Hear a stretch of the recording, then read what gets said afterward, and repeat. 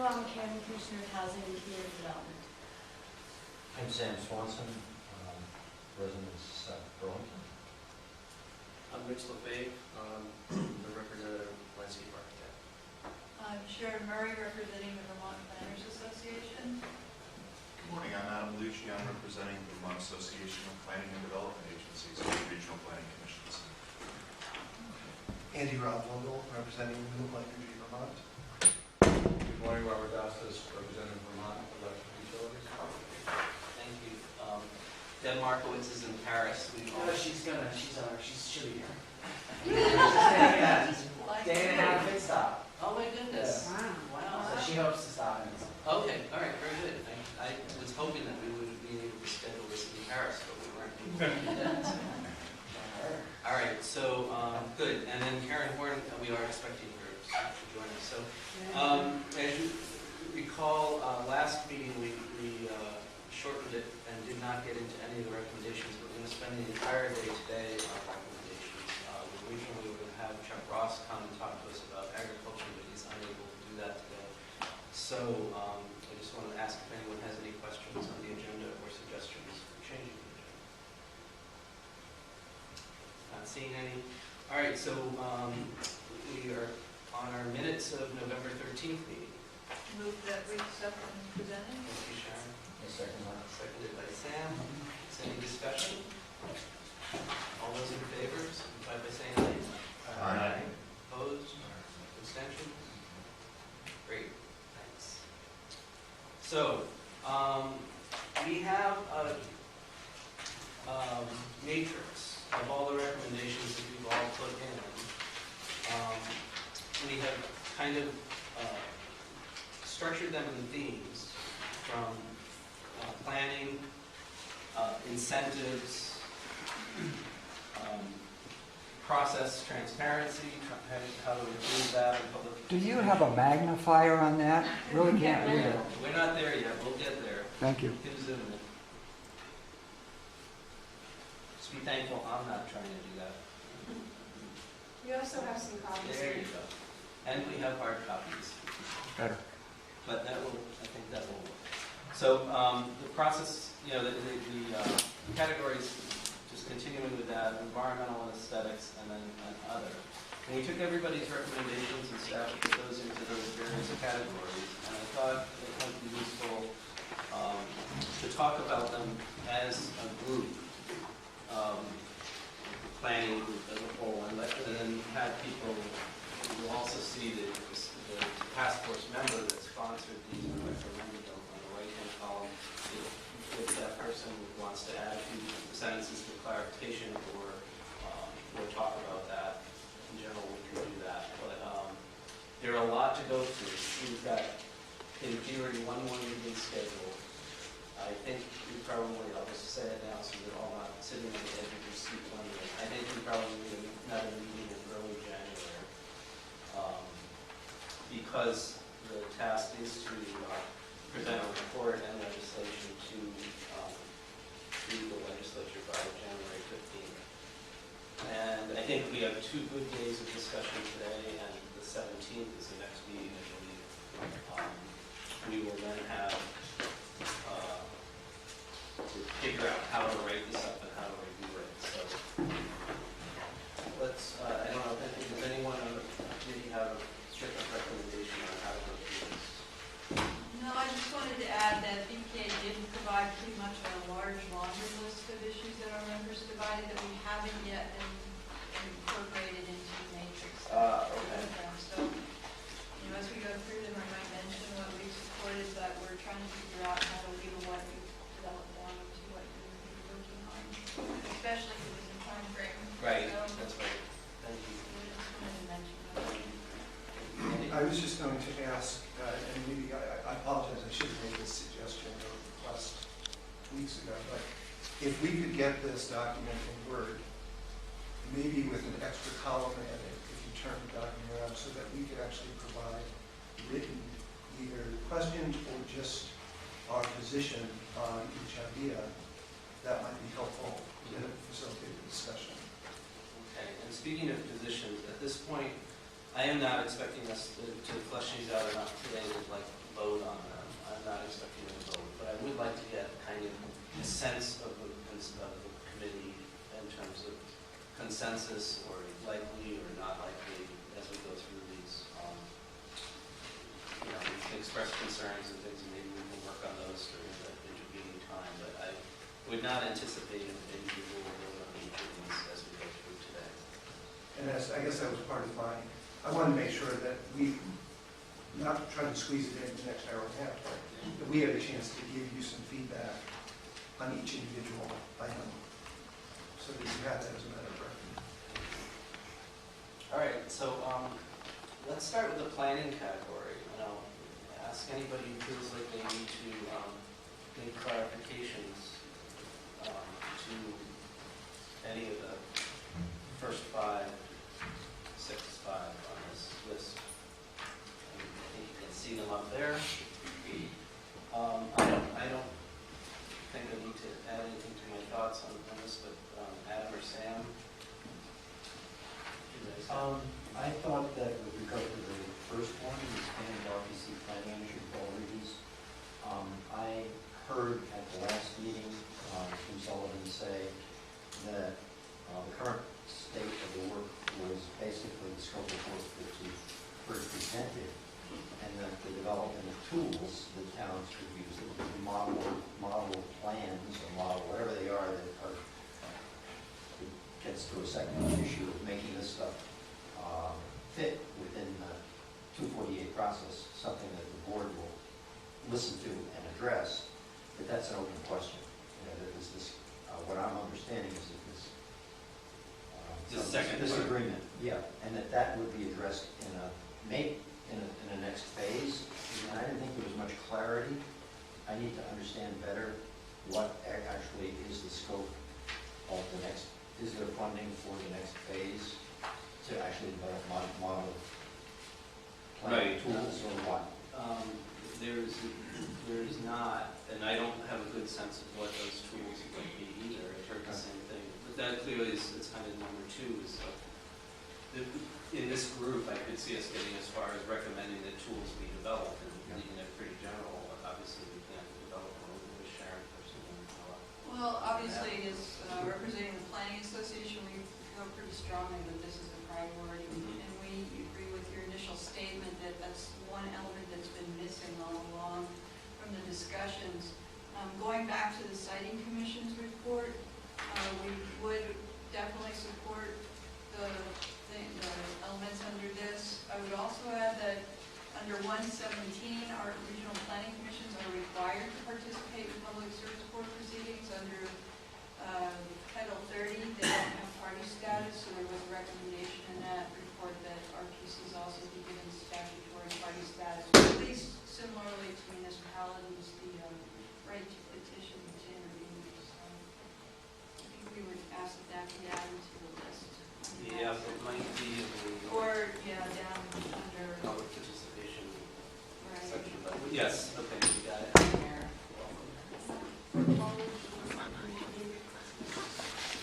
We actually feel that if that kind of planning is done, it might help address some of the other things like issues of cumulative impact that are flooded down. So, that's okay. Like Sam said, I think it's important to have the discussions locally, and maybe that's their ongoing work. They're not quite finished their work, I'm not quite sure. Because I think what we saw last week was really helpful and interesting, but it seems like it might not have come down to the community really saying, like they do with housing or conservation or ag or whatever, saying, if we were to look into where these are the areas that we think would be best for solar, and we support, and this is where we, within the current framework, I think it was important to get down to that level to know that there is community support and the conversations have been had broadly, versus just the, looking into different elements and doing a GIS map. Right. So I can answer that. Yeah, great, thanks. 'Cause we can work on this. So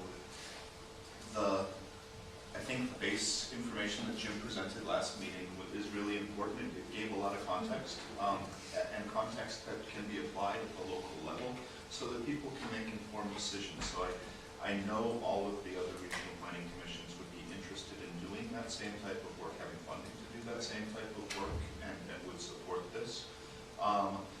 The plan that you've developed with the first three are they do that work and then they bring it out into the community. And I know Jim had one meeting in one town, but I'm not sure that either Northwest or Two Rivers had the opportunity to go out and present those maps to their local communities and get the feedback we're talking about. So that is part of the plan. So I have a question on that, because then this is just my not lack of knowledge of how the RTC process works, but the towns are, each town is a member of that, of the commission, right? Do you think that if any work is being done as the map is initially developed by the RTC that brings forward any of the out community stuff, or are you thinking that, do they really just wait until the RTC kind of has something to shop around to go back out? Does that make sense? I don't know. I'm not sure if I understand it, but what are individual communities doing? What do individual communities bring to the RTC in the initial stage in terms of public understanding of their town's interests?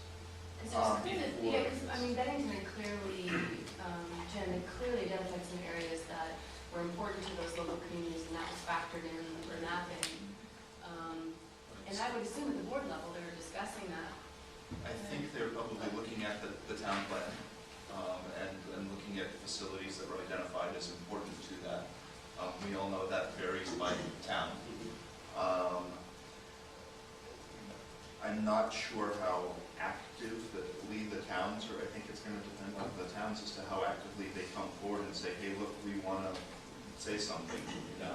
So there is a possibility that after they get done with this work, they go back out to the towns, and the towns are, oh, wait, that's not what we didn't know that was happening. Well, once they've created the regional layer, they can create a town. I mean, my GIS guy will kill me, but it's not that hard to create individual town layers. Yeah.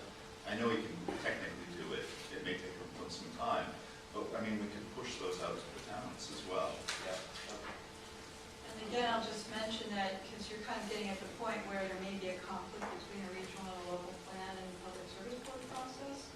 That's addressed in 117, just as it is in there for Act 250, in terms of the regions defining what becomes regionally significant within the plans, admittedly. And so hopefully the tension there is worked out between the regions and municipalities before it gets to the public service board. Great. Yeah, that would be helpful. Karen, you must have something to add to this. Well, I just wanted to mention that the connection between the regional commission and the municipalities isn't always as close as we would anticipate. I mean, towns tend to find someone who's willing to go to the regional commission meetings, which is a big time commitment. And they don't always report back on a regular basis to municipalities. And that is obviously a responsibility of the municipality to make those connections, but it doesn't always happen, and it doesn't always happen until some issue is determined to be of significance to the town. Yeah. So I'm just cautioning in that regard. I Having think said that's- that, I think Jim, based on his presentation last time, done a really good job, and I really do think that the more you have common data, the fewer the disagreements are going to be between regions or towns and neighborhoods or even developers probably in towns. Thanks. I think that, my reaction to that is that even at the regional planning commission level, the capacity is different, and the ability to do this work is different. And so you would certainly expect that when we roll that down to the 200 and some odd towns and members, have some interest. So I think that's a wise caution, but so it sounds like, again, just kind of taking the temperature, people feel that this is an important concept for us to continue deal with tools of Yes. the issues. Kind of covers the first three. Does anybody else, anyone want to say anything on any of these first three? Again, we're coming back to them all in some fashion. But there's general consensus. Yeah, I mean, 3 raises sort of more so than the other 2. There's a lot packaged in the quote, developing well-started projects from a policy and practical, from every perspective. Right. And so the devil is very much in the details on that one. Yeah. Okay, and just to let people know, I did, the department did budget and sponsor 3 regional planning commissions this past year. I saved up some money to do this again, and so I am prepared to fund at least 3 or 4 more this coming year, starting as soon as January. So I actually can start it sooner than the fiscal year budget starts. So I'm on board. Are you talking about funding phase 1 or funding Yes. starting a phase 2, or is phase 2 really the second line, a separate? It's sort of a separate line, and maybe there's an opportunity to do some of that. I would think we need a lot more work in terms of who does what tools, like, do we contract for, or can ACCD do it for us for free? How did I get involved in Because that? you started raising your hand. Well, and I'd like to know what the tools are, and Right, what right. tools we're talking Right, we about. don't know And yet, that's so where I think the answer, I just want to answer Sam's question, which is, that's all in kind of the phase 2. And phase 2 can start, but I don't know what it looks like. Well, I want to, you made a point that is right. For me, this is a run-up a learning curve in terms of understanding the details of how things are done in government. But in that particular one, of understanding what Andy was getting to the point of in which details are there devils.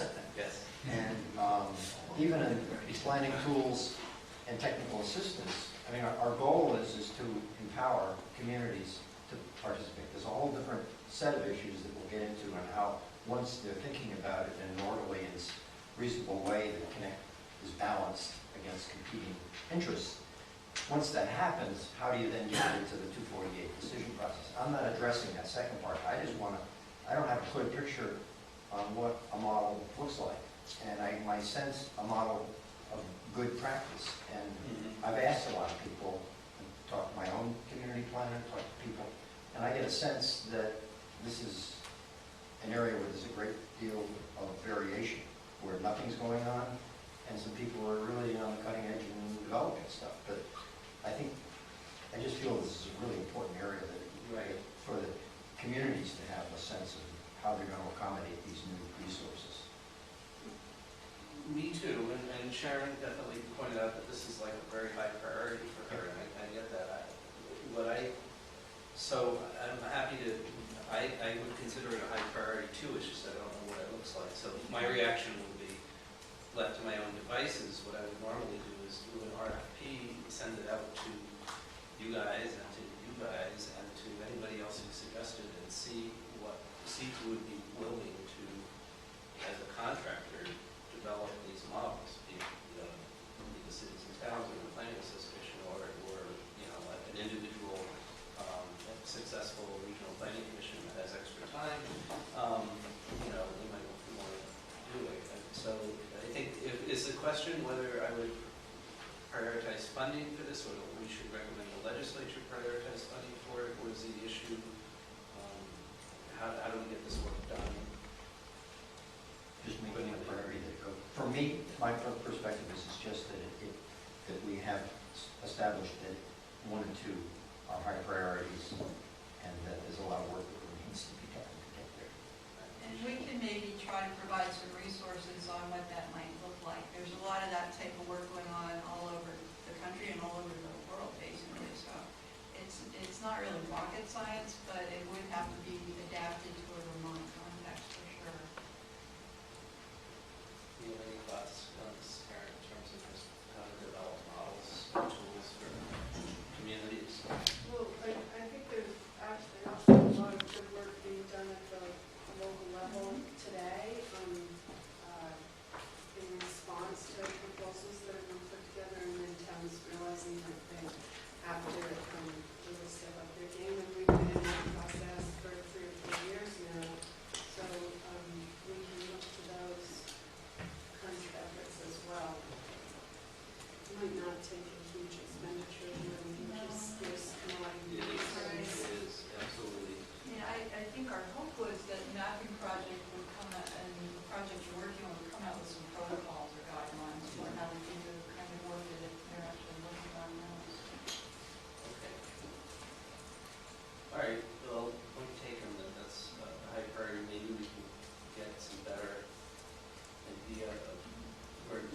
when we write this up, we will need a better description of how we would develop those tools.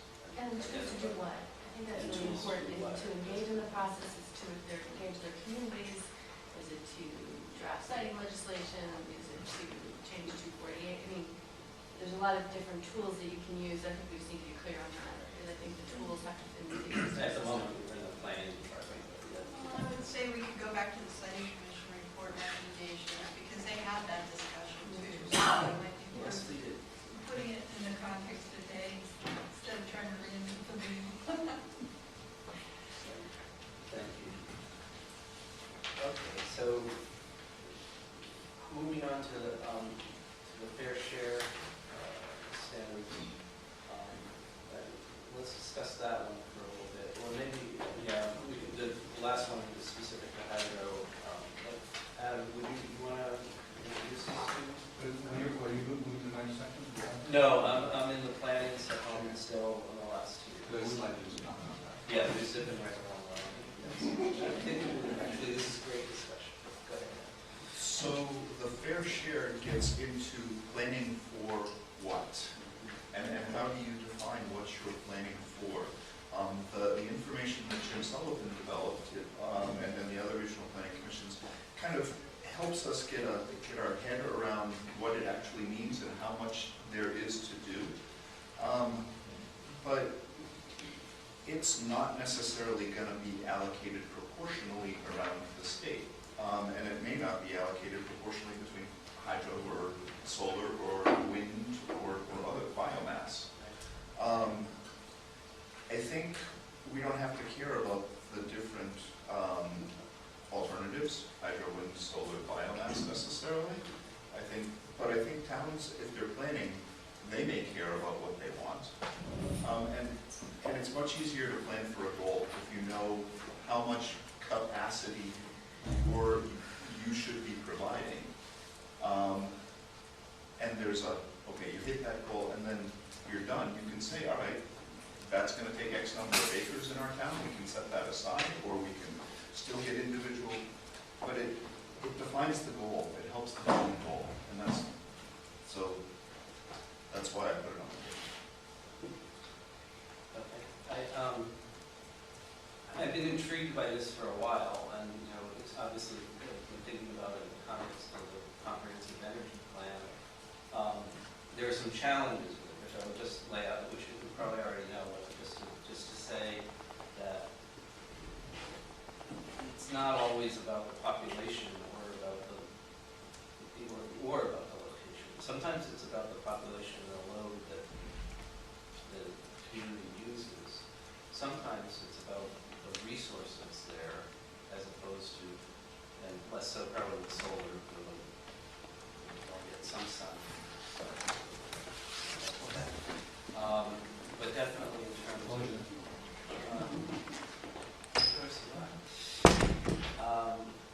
in terms of like wind resources or hydro resources, those would probably and the community may not have the ability to do a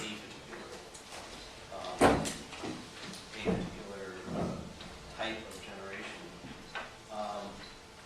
Now, the other piece is that when the siting commission was looking at this, we looked at the fact that each region probably can accommodate some of all of these things. Each town probably not, for these reasons that we're talking about. Then there's also the issue of, okay, so if a particular area of the state or region or community, for that matter, has really good resources for a particular technology or particular generation capability, should they be doing what the resource enables and offsetting that and helping us out some other town and getting paid by somebody to do that extra work, be it a utility or community.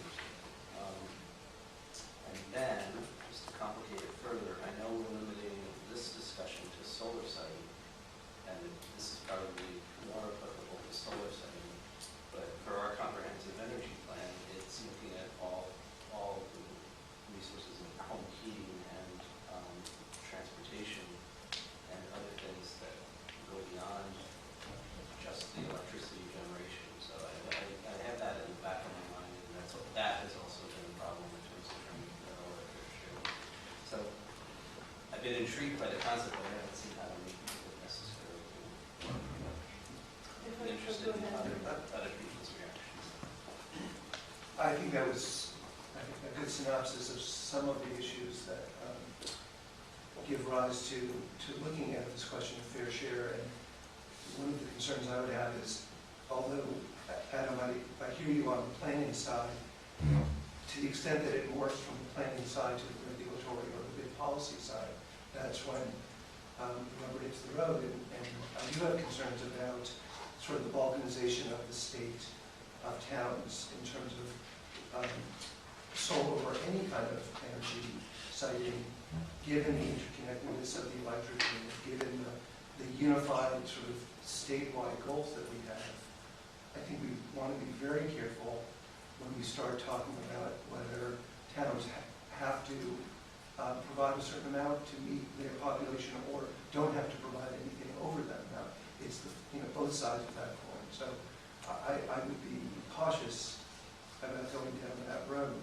And also am reminded that we don't really do that with respect to any other resources. We don't say towns only have to have gravel pits sufficient to meet their town's needs, or have to have a gravel pit that is sufficient to meet their town needs. It's simply not the way we handle sort of any other resource, and understanding that solar might raise some particular issues for some towns. It is one form of energy, and it's only one form of an integrated system. So I guess your thought, Commissioner, that it's an intriguing idea, but raises all these questions is where we're at as well. Karen, and then Laura. So I would add in that one of the other considerations is that technology changes really fast. And a few years ago, we were talking about heat pumps, and all of a sudden, heat pumps are the thing. Also, towns are essentially passive. So towns aren't the developer of the facility, whatever kind of facility it is. They receive applications. Well, if they have zoning or they receive applications. But the point being that they're generally not the developer of those kinds of facilities. And then I just have to put it on the table that we would not be particularly entranced with the concept of any other level of government apportioning what our fair share is at the local level. In case you don't know. Okay, so I was going to go home tonight and just make a list with. Yeah, right. Noel.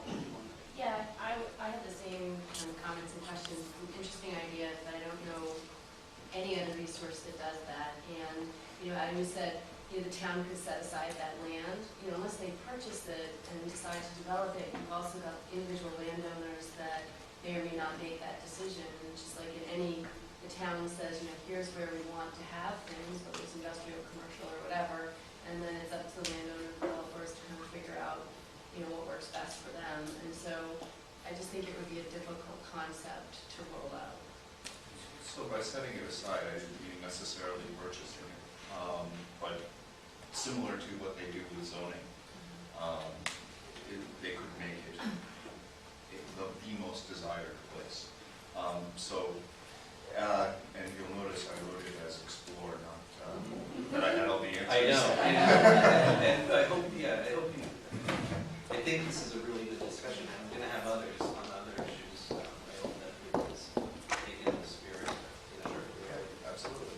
So, this is what we could do today, actually, they should say, this is the area we think in town is the best suited for those kinds of projects. Isn't that what we're hoping through this planning process is going to happen? So But there's no developers coming in. incentive for them to do it right now, in that they could do it and they don't get any reward for it. Well, maybe that's a because- tie-in, maybe that's a different Yeah. incentive to look at in terms of those communities that have done that planning, that communication with developers. Hey, here's where the towns had this conversation, here's where we want to have it. And it fits with the regional planning map, and works with three-phase power, whatever else needs to happen. Then the flip side of that is, so if they've done that work, what's the incentive for them or not? I'd like to add I did put use the term exclamation point on the notion that we're dealing with a technology that's fast changing. I've worked with the environmental impacts of electric generation for decades, and sorting out which ones have high impacts and how you manage, and which ones have low impacts, and how you manage the impacts of all types of electric generation. And one of the things that strikes me is, when you compare solar to all others, it is by far the lowest environmental impact technology, but the one impact that it does have and needs to be managed is the one we're wrestling with today, the land use impact. Having said that, we watch what's happened to solar over the last 20 years. The change in solar technology is almost head-spinning. Certainly costs have dropped incredibly, and all kinds of things have happened with efficiency and the way they're being integrated, whether you use the grid to integrate it or whether you use battery backup to use it, and where it fits and how it's integrated with the user itself as it becomes integrated. All of this is happening so fast that I think for us to set regulations that said you have to do this much when we don't even know in 5 years what the solar, or 10 years what the solar technology is going to look like. I think the planning area is where I tend to come back to. I wrestled with the notion of fairness because fairness is one of the guideposts of, I think, about everything is to be fair, right? But I think in something that's changing this fast, we'd be better served by strengthening the capacity of communities to respond to that change, and at the same time establish a siting process that is also nimble enough to reflect the changing technologies. So I share the concerns you expressed, Commissioner, about fairness. As much as I'd like to be able to do it, I just don't know how to get there and do it in a way that doesn't just result in unintended consequences. To Noel's point, the idea sort of behind our proposal for a community standard is that where the town has designated areas and has addressed the aesthetics and other kinds of things, that you could call that a community scale project, and that would have a cleaner pathway or easier pathway, although not easier than the current pathway. We had that conversation yesterday because it's not going to be pretty easy. But you would have a better way to get to citing a project and actually getting it built.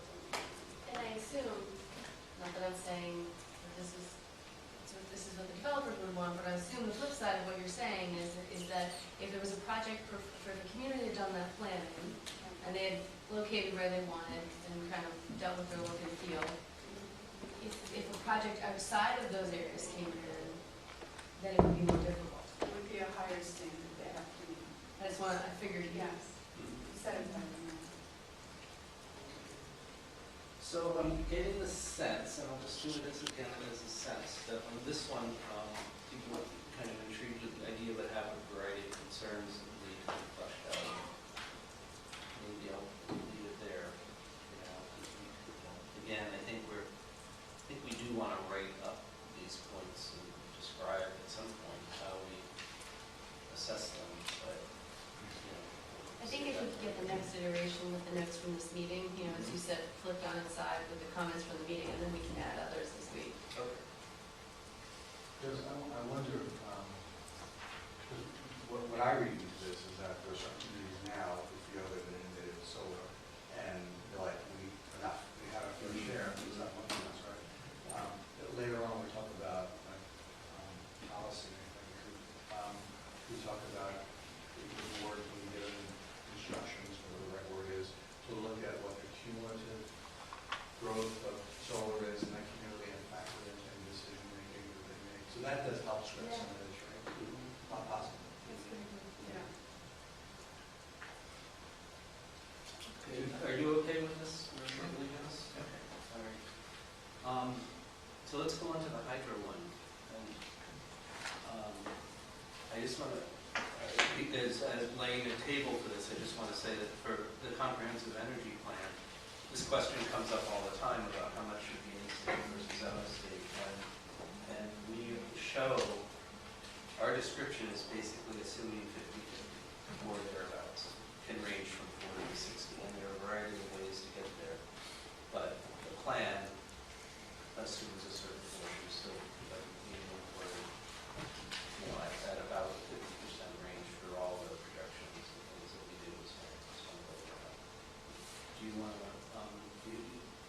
describe this any further in terms of specific hydro piece?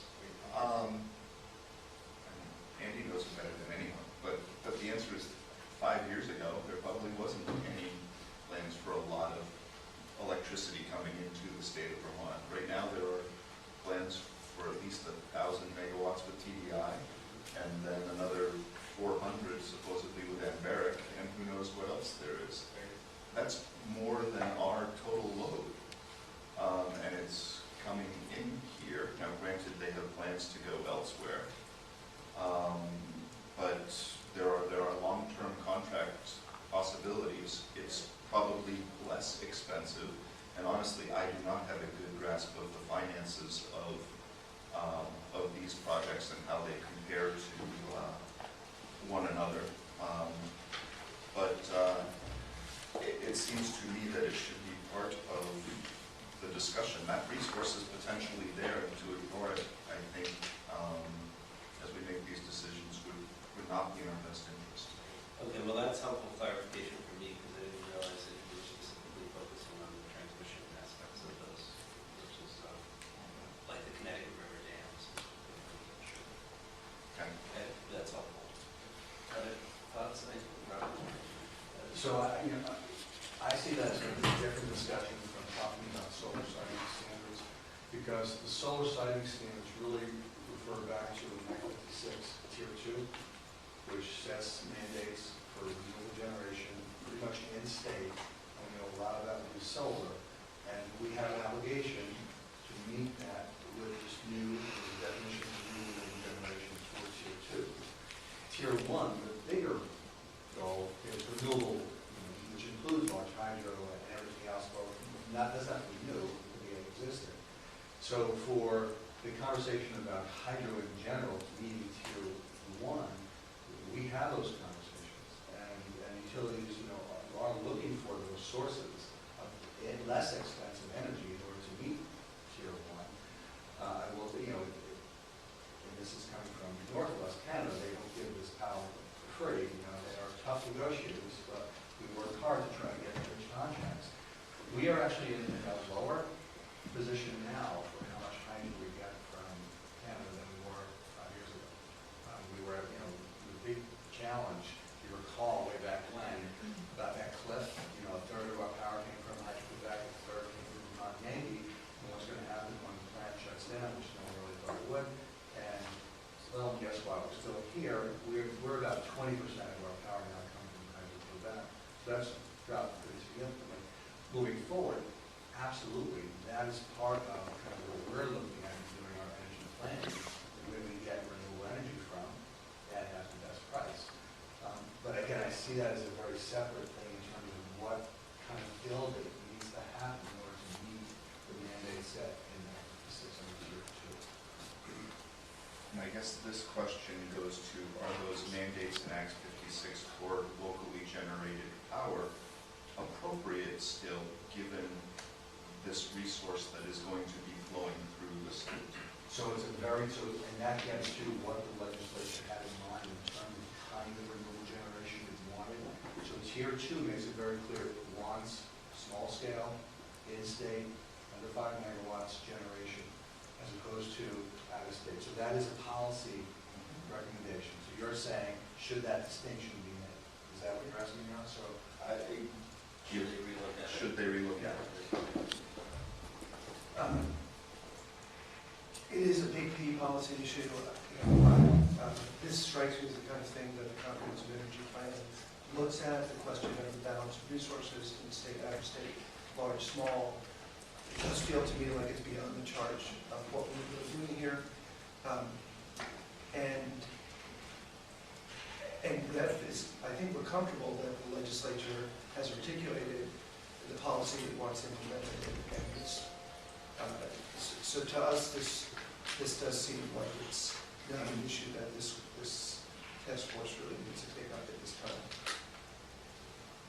Sharon? I'd just say from a siting and a larger planning issue, I think getting at what Adam's trying to point out too is that it's a footprint issue in terms of solar siting.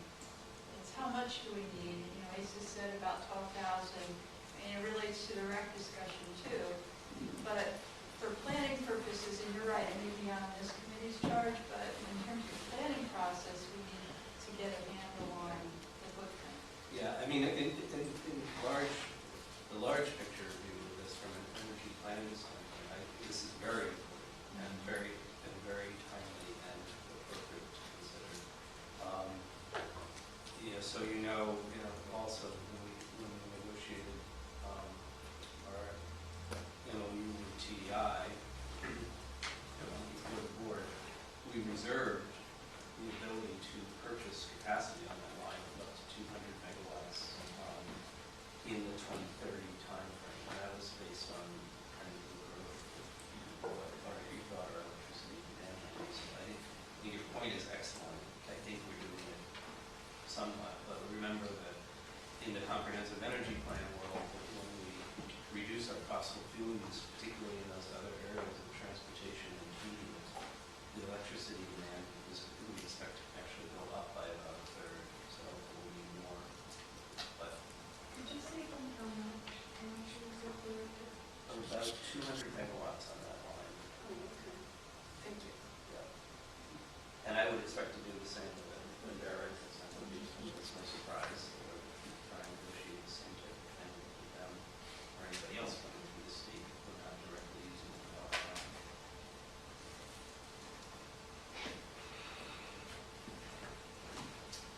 Anyone else have any other thoughts on this one? Okay. So I get the sense that, yes, an important issue, one that's kind of broader than the task before us, but something that should be addressed somewhere.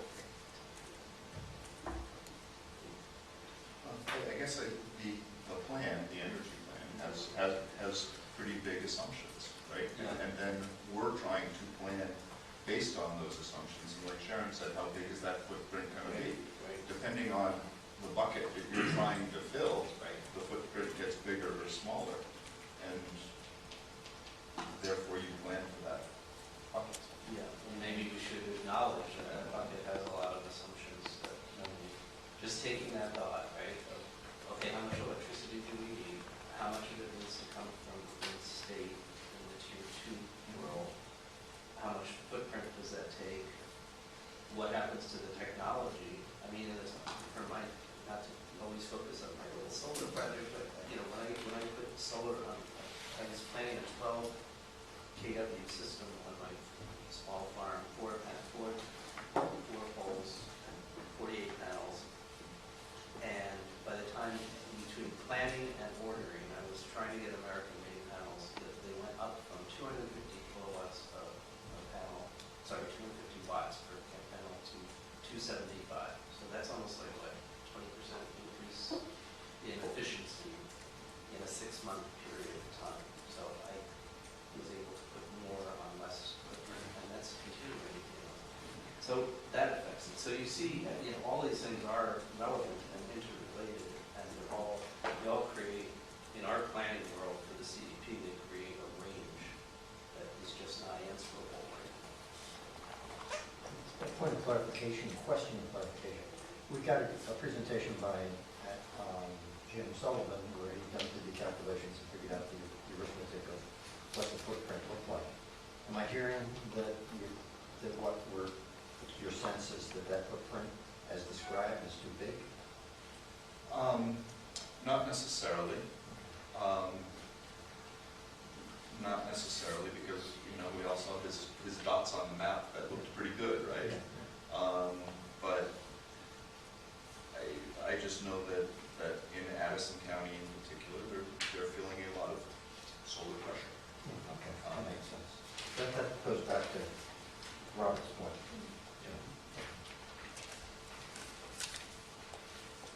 Okay, we'll continue on this one, thinking about how to characterize the concept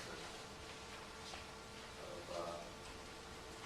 Well, that is something that the plan's looking at, that major consideration. Yes. So maybe we refer it to them for review.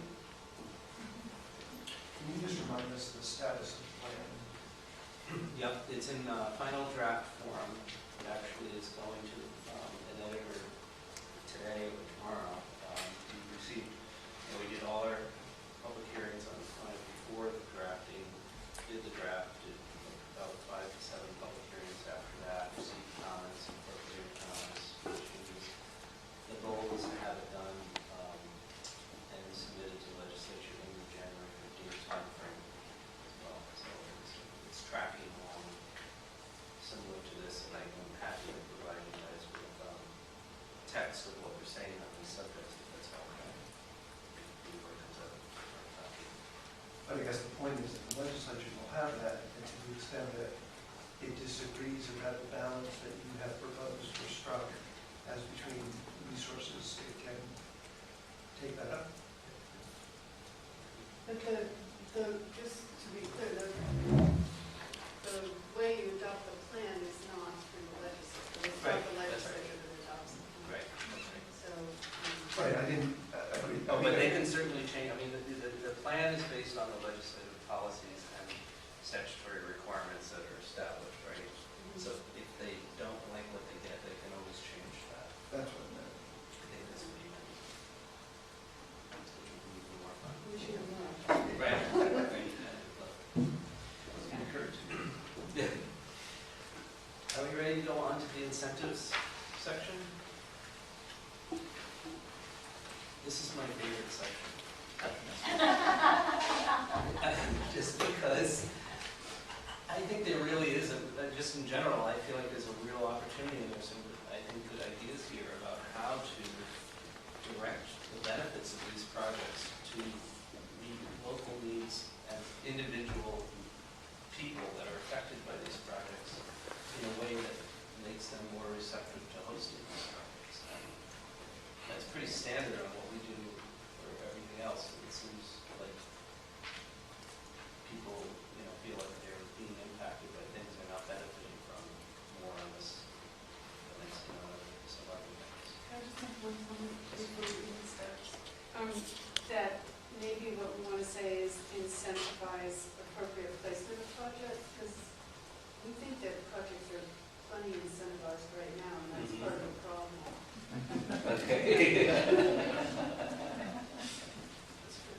Clarify. Yeah, so it's appropriate citing of projects.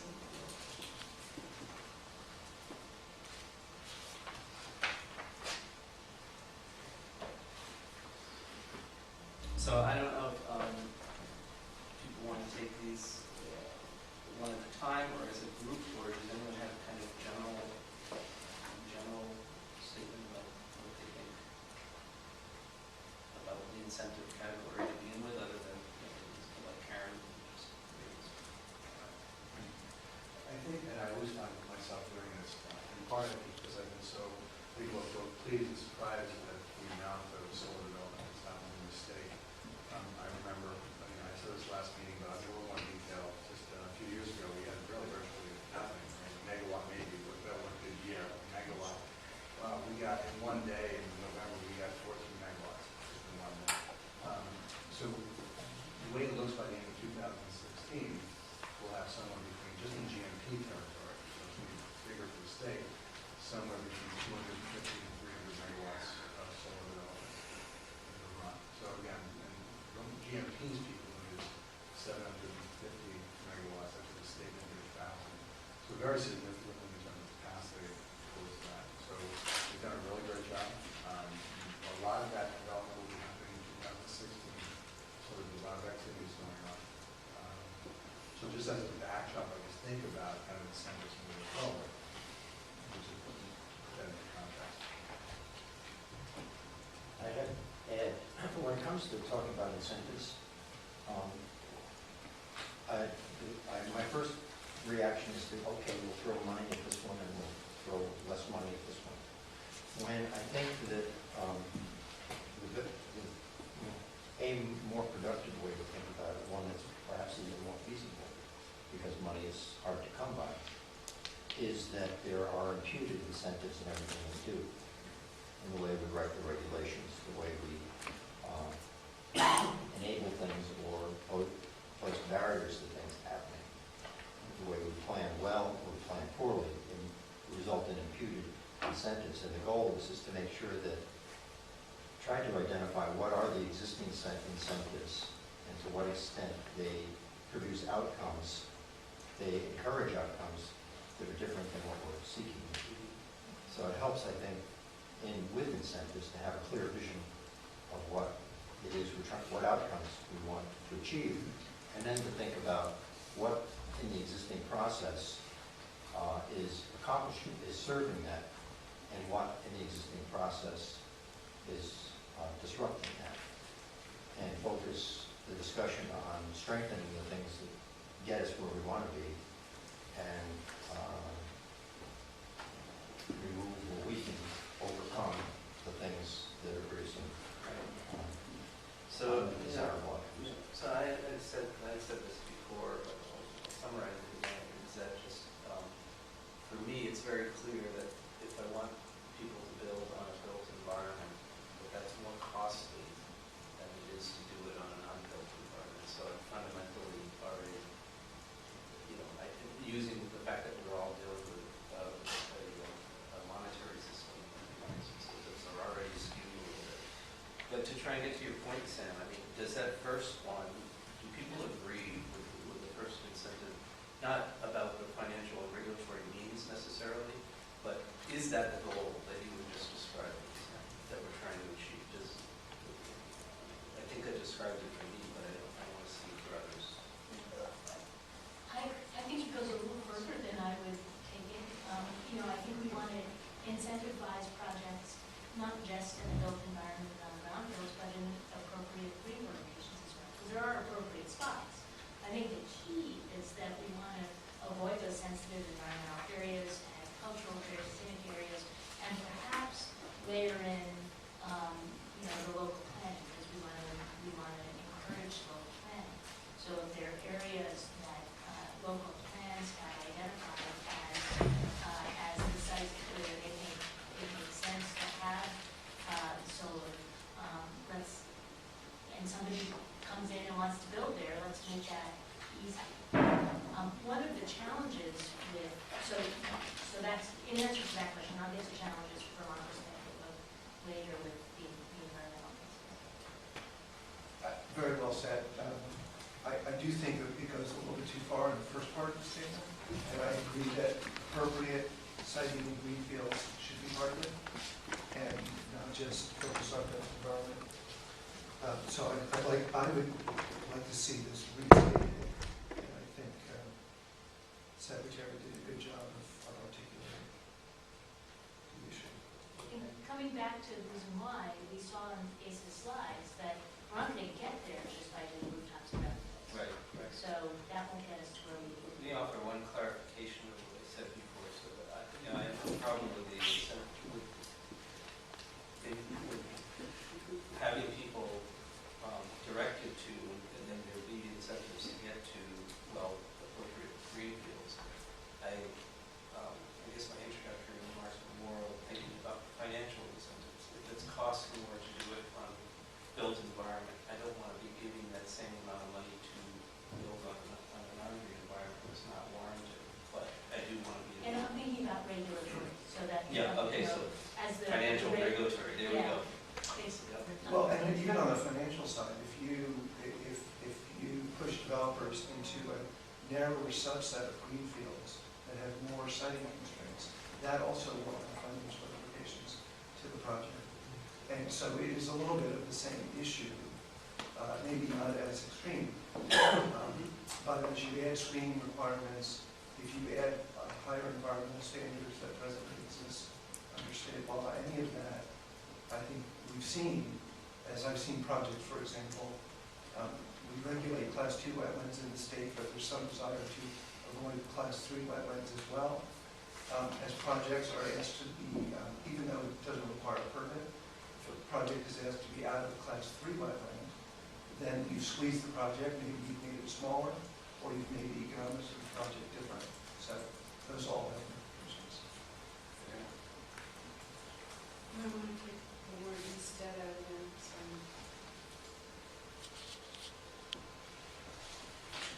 Take what word now? Instead. Utilize, okay. And, yeah. Reactions. Is the gray field a parking lot? I don't know what a great field is. Neither do I. Yeah, it seems to be It's the built, but not really. Yeah, I think I would agree to take instead out. All right. I think that's a good discussion. Is there anything new that people want to add to that discussion for the next one? This is basically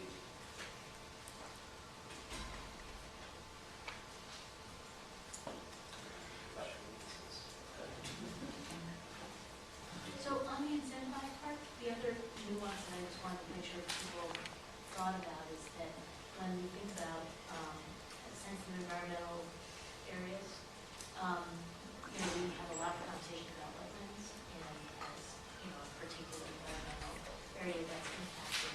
And it's, in an ideal world, we would have a map. The map would show all of the cultural soil, we'd identify the same corridors so that folks who wanted to develop would know in advance whether or not they would be eligible for whatever this incentive is, regulatory or not. And one of the challenges, particularly with wetlands, is it's a very dynamic system, and so it's very hard to map with some degree of certainty, which means that we don't delineate until we can walk the ground of a particular site.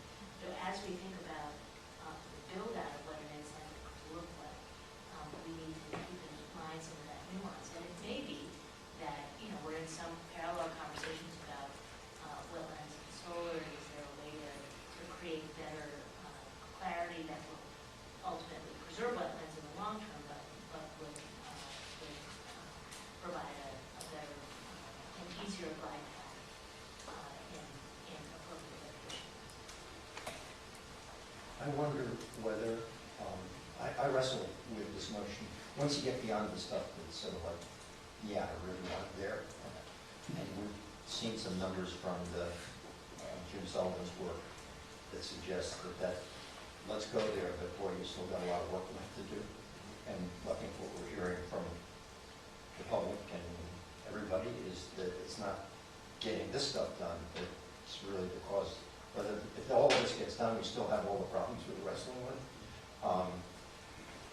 The incentives discussion perhaps should be sort of your bottom line, not bottom line, should be at the bottom of the tally after we've worked through getting communities to do their share and existing policy to get solar deployed. Consider whether enough of whether the desirable resource that's clearly identifiable can tap, and then what we need to get it done, which I think is basically what you're saying. But I'm sorry to take so many words to really wrestle with the notion of it's this other stuff that is much more difficult. It isn't like, I don't think it's easy. I strongly support the idea of communities identifying the places, conceptually. But as soon as I start talking with my town planner, or I start talking with the developer, I realize our economic system doesn't work well that way. We heard that from people who said, I don't know, it was Addison or wherever, said, hey, we create a solar zone and then they can build it someplace else anyway. And how do you stop that? And I think that if we strengthen community planning and we get the land use decisions, solar integrated into the land use thinking, planning thinking, that helps us. Yeah, and can I say one thing about that? So this feels a lot like my life in an environmental regulatory world. There are two ways to skin a cat, or many more than that. But I always found that regulation is important and it's necessary. But it is always easier to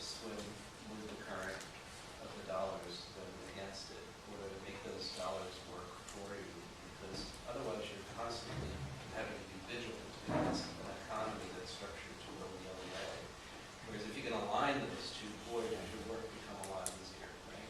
So I offered that thought in the That's a good context of thought. the incentives versus regulatory thing. And I'm all for planning. See what That's department good, I that's sit good, in. yeah, that's. Um, We appreciate that. But it's gonna take a long time to do that, and the development is gonna happen. And if we can agree that we want development in some of these areas, like rooftops and brownfields, and both ACE and will get there, but the developers have also said it's more expensive, and if they could do it there, they would, if the money made sense. It just seems like a win-win if we can make that happen. And having worked for many years trying to incentivize development downtown, because it's more, it's Yeah, the same same. thing. it's the I same agree with you. thing. I mean, there's nothing I'm saying that would, I Okay, hope I would be just interpreted Okay. to mean that I'm opposed to these incentives. I just don't think it's enough. Yep. It doesn't get us there. Yeah, please. I don't know, I was gonna ask if we're on the second point or if we're still on the first one. I think we're kind of morphed into the second one because it's similar, but Well, so on the these are second point, concepts we're discussing. I think this is a good articulation of where the regulatory system and the statute are maybe at odds with some of what we're hearing about how to cite solar. And the two issues I'm thinking of are that projects can only be 500 kW in net metering, and you can't co-locate without exceeding that. But we've heard from some quarters that co-location would be a positive thing. So I really like this one, and it would be one that it could be a discrete change or adjustment to the statute and to the regulatory system to allow, under appropriate circumstances. Right. To give some context to this for everybody, there's lots of different pieces to consider on this too, in the sense that, all right, you may have some situations where it actually makes sense to consolidate all the community's efforts. I'm not saying what size, but it may make sense. Two, if you get economies of scale, that would speak to less need for incentives, financial incentives at least. You can also play with the recs on these things. Some of these require, well, right now, as Act 56 kicks in, more and more of these recs generally will be staying in the state and private. But you could, for example, say, if you're going to build a X megawatt system on a green field, you've got to, and you're going to get that economy of scale for that size and have those benefits, you've got to retire the recs, or the recs have to go to the utility trying to meet its tier 1 or tier 2 obligations. So there are ways to play with that too, to play with the incentive. I keep using the word incentive, but it's really, it's the ease or it's a directional vision or guide that you're giving to a developer when you're considering all those pieces about what to do and where to go. Yeah, I think it's important to say when the reason why caps were set on net metering, including the size, was an acknowledgement that net metering is more expensive than other types of similar type of model. And that was a way of trying to contain the cost. And it specifically said you couldn't co-locate, as you pointed out, for that purpose, because if you two systems next to each other exceed the exceed the cap. But it's important to point out there are other alternatives to that that are of lower cost. I mean, there's standard offer, right? And there's just any developer can build solar if there's enough land and then enter into a power purchase agreement with the utility. But there are other options. It doesn't all have to be necessarily metering. Because in the end, that is, that's another important consideration when we think about incentives. How much is it cost? Because in the end, it's obviously it's utility customers who are paying for that incentive. And we just have to be mindful of that. Anything that we're doing to incent, we need to find a balance between that which we want to do and what it actually is going to cost. So for people's understanding, and just real quick on that example of the co-location issue, I mean, the reason the legislature did what they did was that, let's say a two megawatt project would come in under standard offer, it would have to compete and show what price it could do that for, and you'd get the lowest possible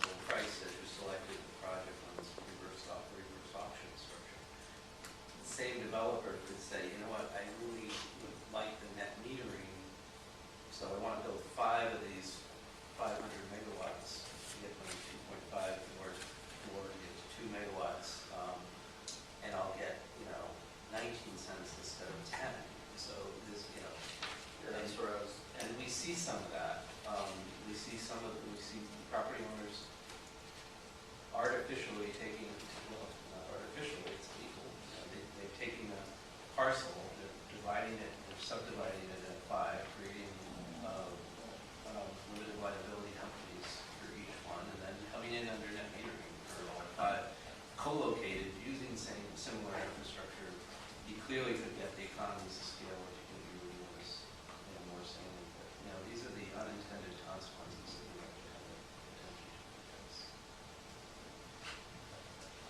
It doesn't happen often, by the way, and we don't support it when it does happen.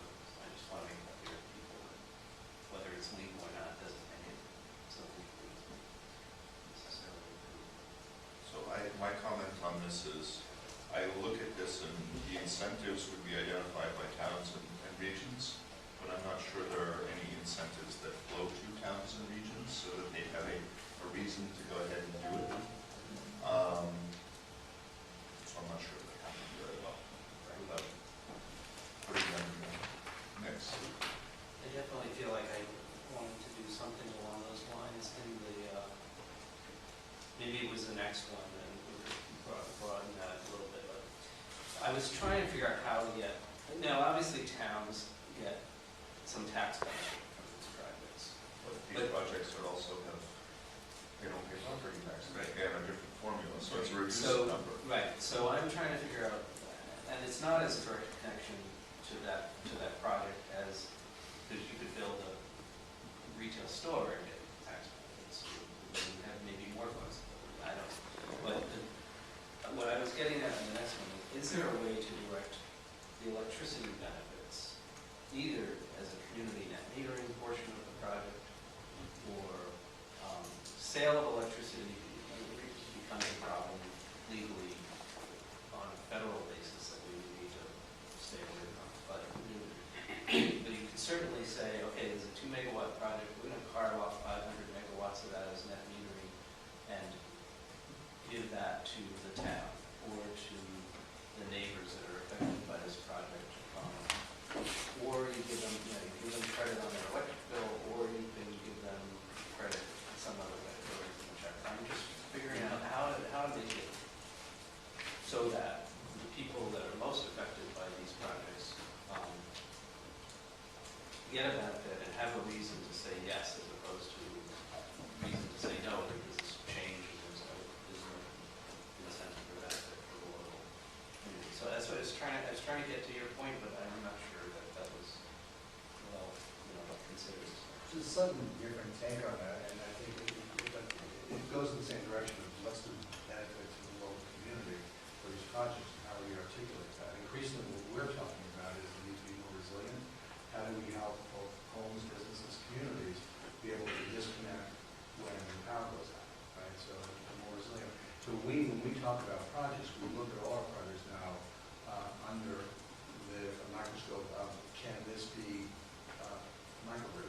Can we help ensure that power will stay on and then who will stay on when the power goes out in the region? So that is a value, and actually I will say that does resonate with people when we talk about that. And we, it's we're piloting that now down in Rutland, but every conversation we're having, every project we're doing, that is what we're factoring into. So there is a value that I think we should be talking about, and actually even talking about it so that people start to understand what that really means and what that can mean for them.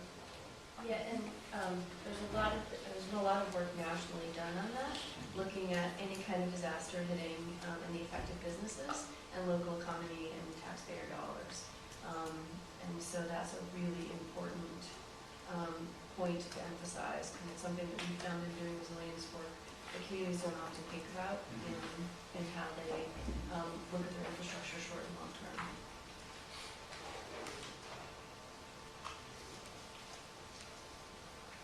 Is there, following up on the point that you made, to ask Andy or anybody else who could answer the question, is whether developers have actually employed something like this in an attempt to win the favor or remove the opposition of projects and communities. Is there any practical experience you have with this?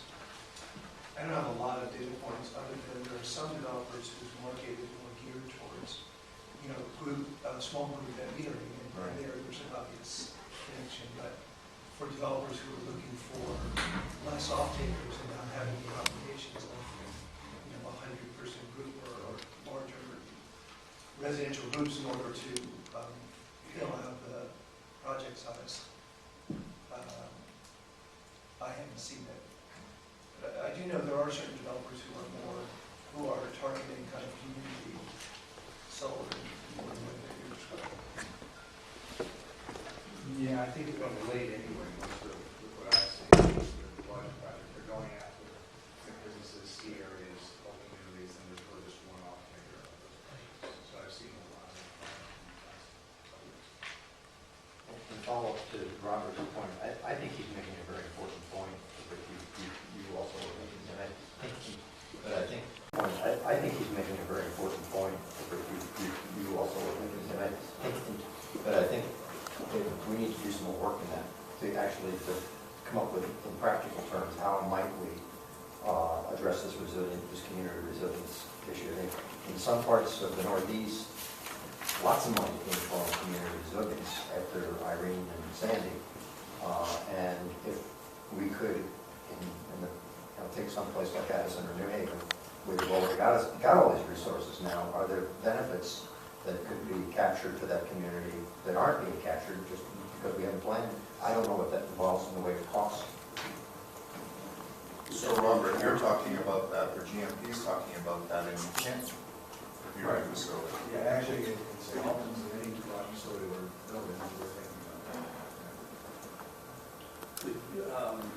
So let me probe this one a little bit in terms of like a New Haven or something in Addison County that we're feeling inundated by solar projects. Are those, I know they're a combination of things. There's some PPAs, there's some standard offers, there's net metering, and that it differs in terms of the impact. But is that something where GMP might look at and say, oh, we've got this here, how do I efficiently make a microgrid out in this area? And explore it and describe the benefits to the community doing that. Is it worth it for the utility to do that? And then does that resonate with you as a region of something that would be worth all this anxiety? So I'm going to let Robert go first, I think, and then I'll give you thoughts. So part of the reason why I bring it up is that I think it's important for us, as leaders in the areas that we're in, to start talking about resiliency. And this is still a very new concept. I mean, hearing microgrid more often, most people don't know what that means. So where I'm coming from is just having it out there. We start to talk about it so people get to understand it. With Green Mountain Power, that's what we're doing now with our project. We haven't talked about the community where other developers have been there, but it's a great conversation to have and an area to explore. Up until now, it really wasn't a lot you could do with microgrid. What's making it possible is now battery storage. And even that technology was great. Just like solar has changed so dramatically. This week I learned that now Solar City, their product is 22% capacity. Yeah, it's amazing how far the technology has come. Battery storage now is also, so we're now going to be testing out some batteries and then making them available. We're testing a large 4-megawatt storage facility down in Vermont. So as we deploy this, as we learn, as costs come down, then I think it will be definitely a real opportunity for towns, communities, and individuals to achieve that resiliency. And we're not talking decades, we're talking years. I mean, it's here. So my response is, if the incentive is real and not just a carrot out there, if it's really a part of the deal, then I think it carries some weight. To GMP's credit, at least in our region, the liability is already very good. So I don't know if people would really appreciate the what they're doing. But yes, there would definitely be some. It's a good incentive to pursue. And as to how GMP interacts with private developers to do that, I have no idea. Okay, that's helpful. It's meaning.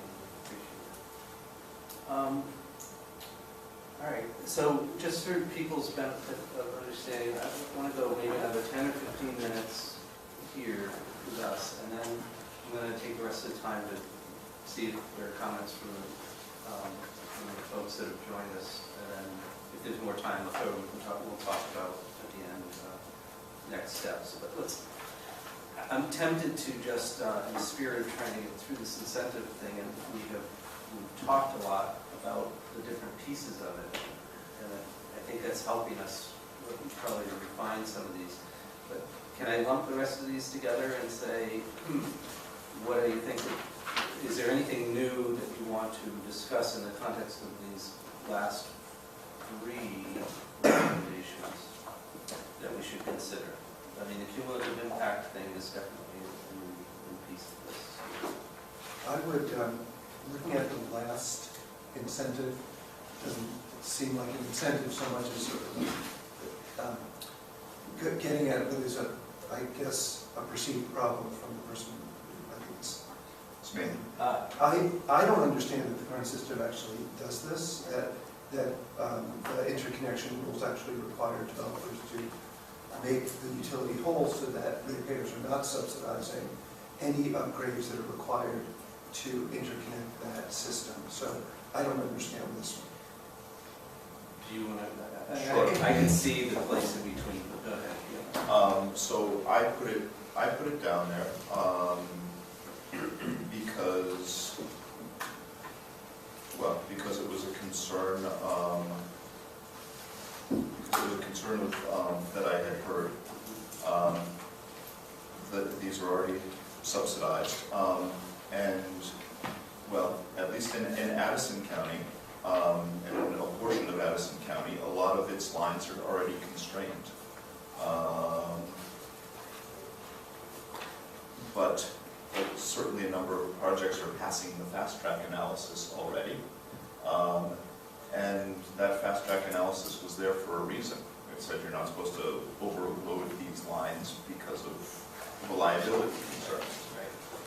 Does that mean if they're just passing the fast track, are they saying, well, don't worry, we're going to go back and fix it later? Or how is that going to be addressed? Are they just going to go and upgrade the lines? That may be an okay thing, but who's paying for it? So in some of the other projects that we've seen, it's been pretty clear that the developer has to pay all the ancillary costs of the projects, and I think that's a good rule. It incentivizes building good projects where the grid is capable of supporting it without extra cost to the ratepayers. And that's what I'd like to incentivize here. It goes to smart siting and smart locations. So it's not just because I'm sitting between you two, but I actually can see where these two concepts overlap. First of all, Andy is correct that any developer needs to pay for all of its upgrades necessary to keep the grid stable and reliable. And what we call those are minimum interconnection standards. So think the key word being minimum. And they've got to pay for those. It's one of those financial incentives structured. That's why New Haven has what it has, right? Because everybody has all the solar development done to the 3-phase power. So if I put it here, I got 25 feet that I have to go, and I don't have to build and spend. So it actually, it's a two-edged sword. But here's the piece that is not covered. So you can build something and build the minimum you need to keep the system reliable and stable.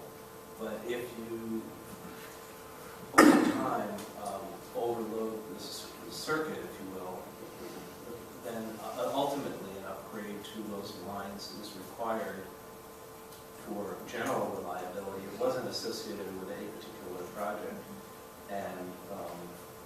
And so the region or the utility ratepayers could be on the hook for additional costs.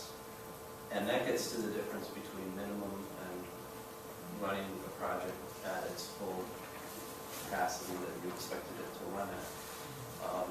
sorry to use this example, but Kingdom Community was one of these situations where we had a minimum connection standard that ICE and minimum required.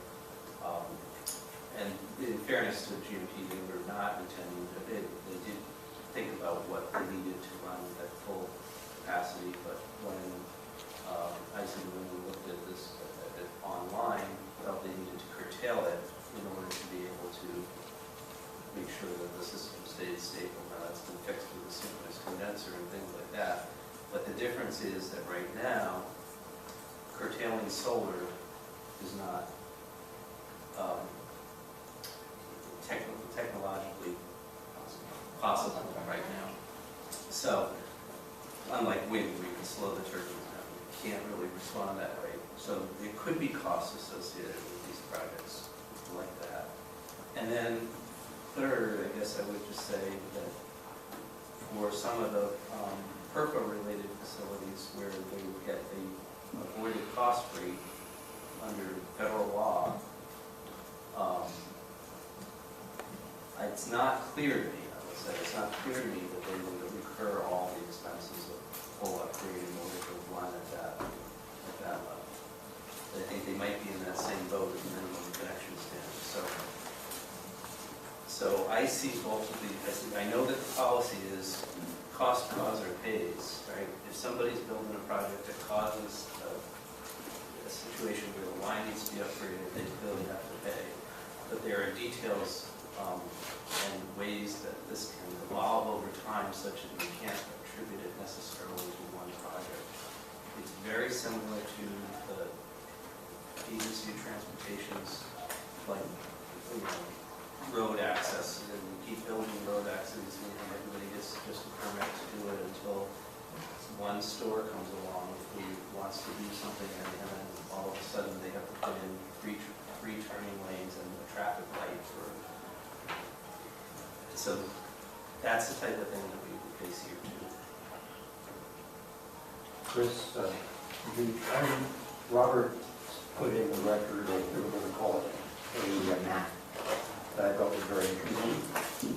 And it connected with the work I do in New York, which we're trying to basically flip the grid management to a distributed resource-based system instead of managing power from central generators and pushing it out. This is happening in Vermont as well, and I know Green Mountain is a leader in this area. But my point is that I think there's a change that perhaps you can speak to, that would calls for an integration in some way that may be premature to describe, but an integration between solar deployment and grid deployment. That your map is the first step in my thinking. You showed that Addison was over, you wouldn't put any more, if you were planning it, you wouldn't put it there. Because those circuits don't need any more input, and they don't really contribute to protecting the Northwest capacity problem without investment, so you put it someplace else. I think there's a role for some developing an integration between the grids, this new grid model's needs for distributed resources, and it would be then, or how do then be are there incentives? Are they going to be regulatory incentives, caps, or are they going to be financial incentives? You pay more if you cite it here, and I think that deserves attention, and that might address the point. Any comments on that? Well, part of it required me going into engineering, which is really what it is. So the map that Sam's referring to, you may know about it, is on our website, and if you open it up, there's very pretty colors. It's red, green, and yellow. And the red, particularly in Madison County, just means there is really no more capacity there for any more solar power, given the current queue. Now, some projects may fall out, in which case they may be open. There's still openings for small scale stuff. So, for the most part, rooftop under 15 kilowatts, not a problem, even in the red areas, although it can come a point when. So that in and of itself, the grid capacity is a limiting factor in solar development in the state. The yellow means that caution, there's room here, we'll have to see how much room, how big your project is, and move accordingly. Green, no constraints whatsoever. So that's what that map represents. So I have a question for you. You know, that's talking about the current grid as it stands today. With our goal for 2050, you know, is the improvement of the grid kind of moving at the same pace that our solar or energy projections are, you know, to handle the new capacities statewide? So you're saying, is there enough grid capacity to meet the goals that we set for solar development? Or is the grid going to be improved at the same pace as, you know, the statutes in place? I would, as we move more towards the distributed generation model, we should not have to do upgrades on the grid itself. I mean, the goal is that the grid that we know today will become the backup system, and the generation is going to be reduced in each community, in each home, in each town. So I would say we shouldn't have to have a current grid to keep up with solar development. It just so happens that we've had such a massive amount of solar development in a very short period of time that we're having a struggle, but over now the next few years, because the rate that we're in now is just not sustainable. So I think we'll see some kind of leveling off, maybe even decrease the solar development as the tax credit goes away in 2017, as there's even changes in the incentives here. Obviously, the incentives now are really incentive incredible amount of solar development, so we'll see that shaking up. So I say, moving forward, we need to think about the grid as the backup, not investing more money in that, but investing more money in creating those local solutions, microgrids, and so on. So it's an interesting technical issue, the solar, as we both floor wax senators that are talking, it can cause constraints or it can alleviate constraints, and it depends on where you put it, when, and how it operates. Well, I'm just thinking in terms of Addison County, you know, being at capacity, you know, is that a permanent thing, or if you said as other things fall off, there'll be more capacity? Or there's more development in the region, so if there's more load. If there's more load, it's also relative. If there's more transmission that occurs or distribution that occurs, then maybe there's some upgrades that occur anyway opposed to that. But it's also where you use the power and change direction where it flows to something else. So this is an interesting conversation because it shows, one of the challenges, which is that we're on this threshold of change in how we think about how we're getting energy out to users. And so I appreciate your question. It was kind of right on. It's like, are we making sure that the policies that we're putting in place here are keeping us on that trajectory? And the nuance of the grid is very confusing, right? So to understand that there's, for right now, a natural constraint which should give some comfort to those of you in Addison County because you hit it. On the other hand, we want to make sure that as we put in incentives, we're thinking about where we want to end up in the long term, which is this microgrid vision. So we've hit it according to that map, but I got 4 applications, 45-day notices this week. But that's contemplated in that rate, so it's true. So They're 45-day notices. Yeah, most likely they probably are included. in the grid, But if not, then you're going to have a hard time. they won't pass. So, Really hard time. so as a threshold, when people come in, they see where they are, if they can get in the queue or not.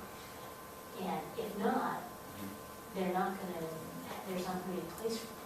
So as a business model, it behooves the developer to make sure that they'll get the answer yes at the end. Sure. Not at capacity. But at this time, there have been several that have failed the fast track analysis, but still gone through. So has that been an issue for you all? One would think that Green Mountain Power then would end up in the lab if the capacity doesn't. Yeah, no, they won't get what they need to be able to connect. Now, in 500, so I assume these are metering, you should know, our net metering cap is 106 megawatts. We took applications up to 122 megawatts. We have many applications even above that. We expect attrition, we expect folks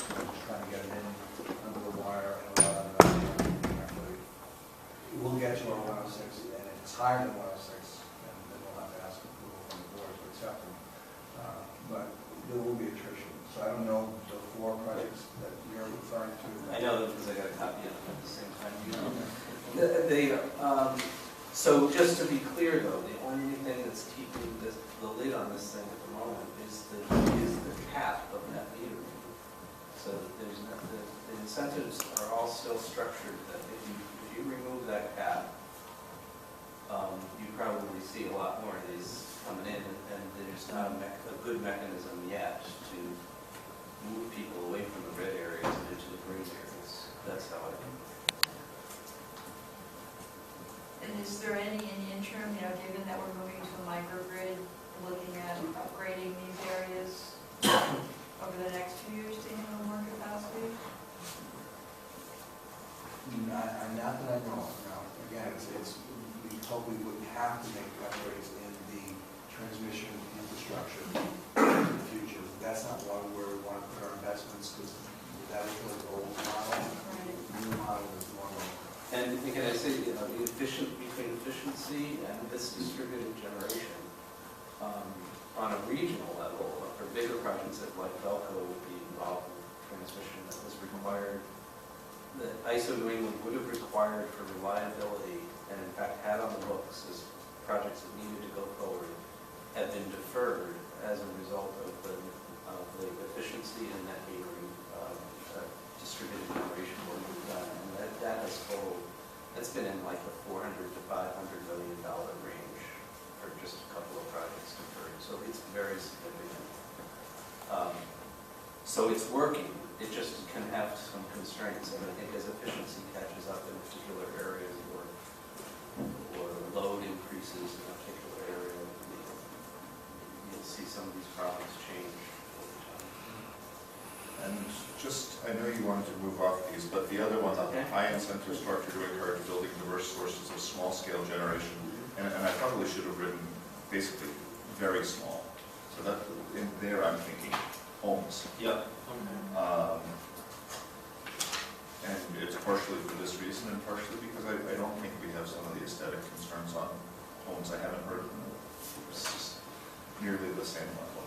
I just don't need to put it out now. I had a meeting this week with folks from Solar City. Once they're fully up and running, and they're just out there, they expect 1.2 megawatts per month plus rooftop solar. Rooftop solar. That's their Well, great. Are there other? That gets us a long way towards the capacity, which then gets to how much are you planning. Right, that's right. Just a really quick thing, and I probably should have brought it up under number 1. One of the things that came up in our discussion was also incentives for other public benefits, not just necessarily the town's ratepayers, but for managing the property for biodiversity or providing some public recreation access, or that would definitely be more on the incentive side than the regulatory side. Yeah, and activities Right. that they can use, That's true. building new Yeah. sidewalks and building new park. Right, but to do impact fees, you have to have an accident. So, Yeah. if you don't have people or traffic, it's hard to talk about using impact fees for something else. And that, it's just a tricky, it's much more difficult to Well, do. use the sun. Okay, so any other thoughts on the incentive block here that we haven't discussed? We'll flesh this out a little bit more, and we will actually do what was suggested and create this matrix so that you can, in the intervening time between now and the 17th, you can make some comments on these and others. But I'm going to stop us there on the work today and the discussion. And I think that, for me, it felt like a very nice discussion and good thinking from all points of view on how complicated this is. But let me, at this point, turn to our studio audience and see if there are any comments that people would like to make. And if you would, generally we're trying to get people to focus on the things that we discussed today, but we'll welcome any comments that you have. But feel free. If you can tell us who you are, Andrea Cohen, and And let's keep the initial round to a couple of minutes each so that we can see if we have more time. So Andrew from Vermont Electric Co-op, and I wanted to second some of what Robert was bringing up about regarding incentives for where we're citing things from the utilities perspective, because we had a yellow, red, and green map over the summer, not as cool as yours. But when we put out an RFI to developers for large, we said, please don't go here, this is where we want to see it, because either the load, differential, or some of the other projects that we didn't want to curtail, because we already, so we were trying to direct folks to different places, and we realized we really didn't have a lot of incentives, so I think there's incentives for local community and neighbors and a lot of that, but also how do we kind of put incentives, negative or positive, for where the utilities would like to see these projects cited. So just a placeholder, and Robert brought that up. Anyone else wish to make a comment? Yes. I have actually letters for you. I'm Okay. Chris Violet, the planning director, the zoning administrator, and for some reason this week the acting town manager. So, Oh, congratulations. how would you like me to? Yeah, we can tell if there's copies of them, we can pass them out, but can you tell us which town? Town of Barry. Oh, great. I'm sorry. That's I fine. Omitted that, all right. That's right. And then what I'll do is just quickly go over it. Yeah. Try not to take too much time up. But good morning. Thank you for coming. And thank you for having me. I've attended several of the meetings and reported back to my town. Like many towns in Vermont, Berry Town has seen a little bit of an explosion in the last year with solar projects, commercial solar projects, and has raised many eyebrows and concerns. There's a wide range of opinions within our town as there is within the state, and we tried to get the planning commission, the select board get together. They've been working on coming up with suggestions for the solar siting task force that might make it easier for towns, especially our town. Our biggest frustration, you've already heard from testimony that you've taken at other meetings, but is the local control and the frustration with the Section 248 process that we have participated in at some level anyway. The select board and the planning commission have been meeting jointly. They also had a public hearing that was pretty well attended and took public input, and that's incorporated, the select board, the planning commission, and the public input's incorporated into our letter. Essentially, just quickly, some of the things you've already talked about today, so that's great. We really would like to see some strong encouragement of using existing impervious surfaces, brownfields, gray fields, whatever those are, parking lots, things like that. There's certainly a lot of ways of doing this to take, to do this development on land that's already been developed and already face some of the challenges that the solar challenge faces as well. Of course, our municipality, like most other municipalities, would like to see more input, to have more input. We do understand the concern with that. I was here and heard a lot of that. And, but some way, somehow, more input through the local level, the regional level, we think makes for a better project in the end. Knowing that there's probably some resistance to giving the town too much control, there are some specifics that the town of Barry would like to put forth, and that is to allow towns to have more say, and you talked a little bit about that, where solar development would occur. You can do that in various ways, zoning districts, overlay districts, and others. Limit how much any single town should be expected to contribute to the overall solar buildup, as well as maybe put some sort of time frame on that, so it's not happening all at once, whether it's a town or a region. Limit the number of, by limiting that, there's a concern about the impact on property values. There's some thought that if there's some sort of limit, we could at least figure that out before this gets out of control, what kind of property value impact there is.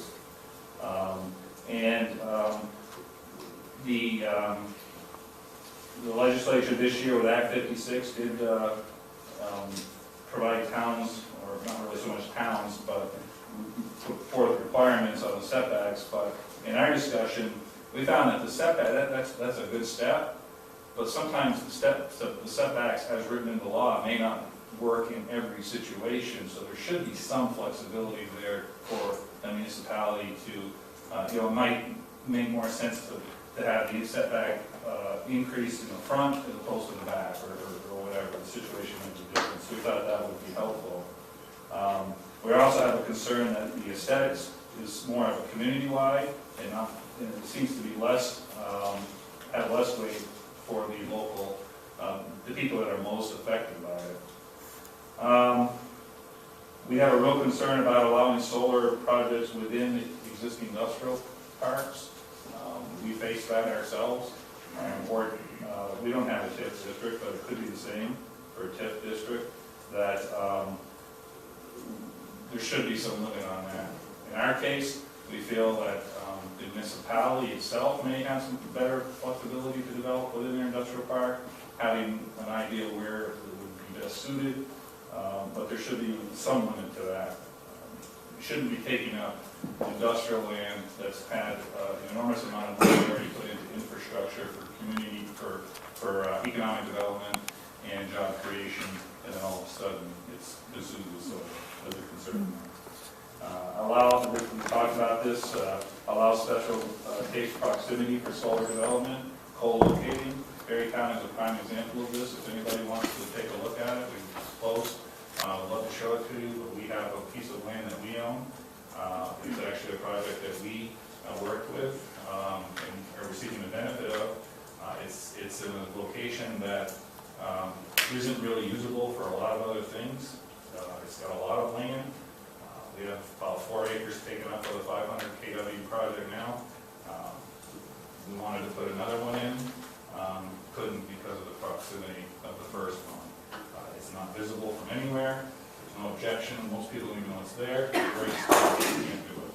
Right. So somehow there should be some way of having some flexibility. Local benefit. Right now, there's really no benefit. So you have several neighbors that are affected by a project. I think there was some talk about that. There's really no benefit for those people. It might help soften the blow a little bit if there's some way of local benefit. Maybe loosen some of the wetlands or other environmental concerns, whereas right now they're not allowed, but maybe could be, especially in the fringe areas or the buffer zones, or maybe in the class 3, where maybe a great spot for it, but right now has limited ability to go there. There was also some suggestion, because of some of the taxpayer subsidies for most solar development, host landowners, similar to land use, I believe, there should be some requirement that, maybe that land be available for public use as well. And the last thing, I'm going to mention 2 things. Decommissioning. We think decommissioning is a huge issue. Some landowners, through their agreements with and lease agreements, do include decommissioning. We have in ours, in Berrytown, the one that I just mentioned. But our experiences seem to show that there's a tremendous amount of talk about decommissioning. What happens down at the end of these projects? How are they decommissioned? What kind of environmental concerns are there that we're not thinking about right now that need to be thought about? So we think decommissioning needs to be talked about more. The last thing, probably not for the solar siting task force, but it was mentioned, we have a tremendous frustration with the tax rules the way they are right now on these solar projects that we have in town, or the ones that are coming. Whereas the discounted cash flow approach is used, which essentially gives at a minimum a 70% discount to a solar project, especially in our case where we have, in Berrytown, we have personal property.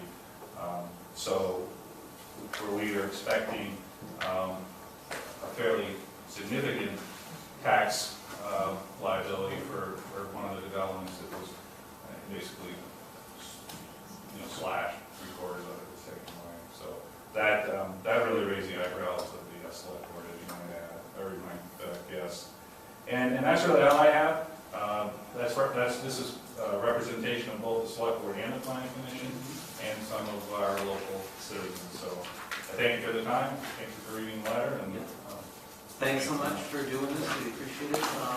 We'll put the letter up on our website, if that's okay. Can I just ask a quick follow-up? Oh, sure. I'm sorry, Chris. No, that's fine. It's come up in other discussions, would Barry like the ability to regulate very small systems in terms of? commercial systems or residential? Probably, I mean, very small are mostly small business. What we would, as planners, would consider accessory systems. not- Well, again, not as much as these larger commercial ones, because the smaller ones seem to, but I think there should be, I think the consensus of the town would be there should be some review of those, whereas right now there isn't any review of Right, in terms of setbacks and things. that you- Yeah, the setbacks, and that, right. So I think the answer would be yes, to some degree. Thank you very much. Thank you. Thanks, we appreciate it. Would anyone else like to comment? Yes.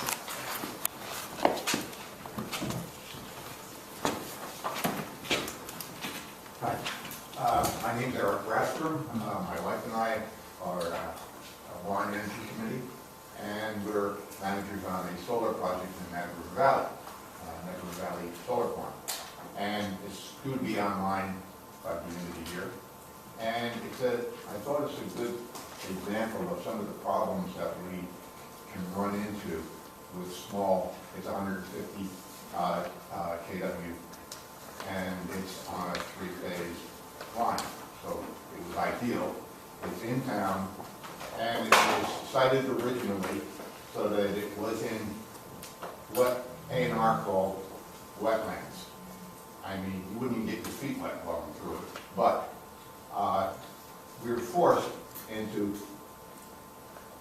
doing what I call forest fragmentation, going into some fairly deep woods to be able to put the project up. And I thought it was important that in the regulations that you put something in there so that we can have a dialogue on what is right, what is visible, what is better for the community. And that was completely left out of the whole thing. So we were forced to go into the woods, cut down a lot of trees, take a lot more time, take a lot more land up, when it could have been invisible and not hurting anything. I guess Corps of Engineers was involved with it to a certain degree in their regulations, but I think that some flexibility in siting should be built into the regs. And the other part of the project that went so well is completely in town as far as ownership. No credits go out of town. And so it was, as far as we were concerned, an ideal project. But it turned out to be a lot more difficult. But it went through anyway. We did it through Aegis, Mills Bend. And in the end, it worked well. But it was a learning project, but I thought you guys should be aware of some of the pitfalls and ways that we think small projects at least could be negotiated. Thank you very much. Anyone else wish to make a comment? Yes. Hello. Hi. Gabrielle Stebbins, Executive Director of Renewable Energy Vermont. And I am not a tax expert, but I was here and did participate in the passage of the structure, the tax structure that was passed in agreement and very close working relationship with the LCT. And I'll draft up a letter to send to you all about how the 70% works out. It's actually based off of Sandia, a U.S. national laboratory model, which basically looks at the lifetime of a solar array. So that over the 20 to 25 years, we do see that the production of that energy does reduce a little bit, and therefore how much tax you, or how much value you may see from that system, you would see it go down. Hence the 70% that you see as opposed to 100%, 99, 98, 97, 96. And I will provide this written up. to you all. But I think, and to the gentleman from Barry, I think this is, pretty confusing that a lot of people don't understand, and I'm happy he raised it because I'd like to actually air it in terms of how this agreement was reached. It took a lot of work, and it was a great opportunity actually working with Steve and VLCT and several local appraisers as well. So thank you for your time. Thank you very much. Would anyone else like to make a comment or have a question? Yes. Sir. Thank you. I'm from the town of Barry, and I have a few comments. First of Would you all, mind telling us your name, please, sir? certainly, it's Robert Bolas. Thank you. If this goes into the record, please spell my last name correctly. Would you spell it for us? B-O-L, just like United States, U.S. That's not what I would have. Okay. Thank you. You're welcome. Thank you. I have 2 solar arrays on my land. They generate 10 kilowatts average. They are completely hidden. I placed them within a forested area. The forest was removed where they are. They are totally invisible, cannot be seen by anybody outside. I love solar electricity, but I don't like seeing fields full of these arrays. They generate 95% efficiency. You might be interested in creating kind of a law that sets an equal or greater efficiency on solar generation. I'd like to address fair share, one of the early bullets that you had. I think this is strange. Towns should not be bound to generate anything if they do not want to.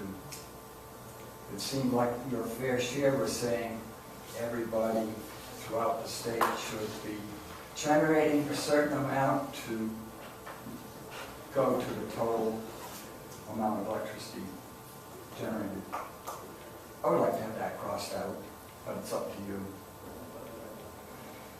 Number 3, right now there are federal incentives, rebates, on putting solar panels in and generating the electricity. There are no state rebates. How come? Number 4, I've kind of already said this, the aesthetics. I do not like seeing fields full of solar arrays. Suppose I was an oil explorer and put a tower in my backyard. My neighbors wouldn't like to see it. And then my neighbors put a tower in their backyard. And pretty soon, all down the street, there's these oil towers in the backyard. That would be horrible. It's the same thing that's coming on with the solar panels where they're visible, and some people do not like to see them. I'm just one person, that's my opinion. I think, the public should be gone out to and express their opinion on that. 5, there should be laws and regulations coming from Montpelier going to the towns on solar siting, their appearance, their generation, their efficiency, etc. I don't know how to start this. If there's some way, if there's a petition that needs to come to the lawmakers, you can let me know. If there's any other way, if I should write to my senators and representatives, you can let me know. But there should be laws and regulations. Number 6, if you can at all, you should impose a moratorium on the siting of any new solar arrays until this is all sorted out. Thank you very much for your time. Thank you very much for your comments. All right, we're at noon. Let me just check and see if anyone else has a burning desire to comment. There you are. Hello. Yeah. So Yep. Where do you like to be? As long as we can be. Everyone has come up here, so I'll be safe. And my apologies, I have a new that I've got to get to that link for, but it's fine. Thank you. We'll talk. Okay. Thanks for coming. Thank you. Yep. So I'm Representative Marianne Gamache, and I represent the towns of Sheldon and Swanton. I have a request. This has to do with the item of decommissioning. Now, my understanding is that when the developer puts in an energy project, that part of the agreement is that funds or a letter of credit be established for decommissioning in the future. I would like to increase that to go from a letter of credit actually to bonding, which I know is a higher standard, but that is an absolute guarantee. Whereas a letter of credit can be a little different. So I would just like you all to consider that. Thank you. Thanks. All right, task force members. Next meeting is December 17th. In the intervening time, we will adjust the recommendations based on the comments that were received a bit here, or maybe add some additional space for you to add some thoughts. We'll get that out to you. We'll also try and propose a date. Sorry, Ann, in advance. A date for January, early January. Monday. Yeah. January 4th, if everybody could keep that in the back of their head, that seems to be the best date as of right now, the best date.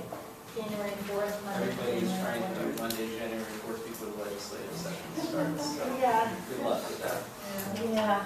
Commissioner, can I hate to suggest this, but given how much time we took on what we've done so far, and given the other issues that are coming up, what about increasing the time of our next meeting by, say, half an hour or so, or an hour?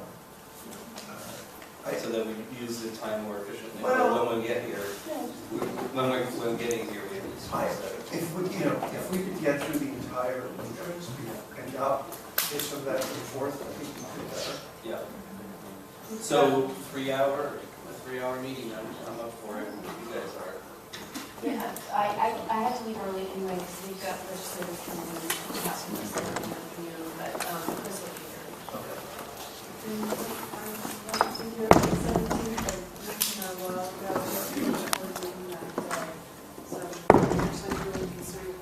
Right, is there anyone you'd like to send in your stead, or you want to, how do you, we'll do the same type of thing in terms of just discussion for the rest of I the sent you another letter, I sent it I on know. Yeah, exactly. And it's not as fun as having you here. That's the thing.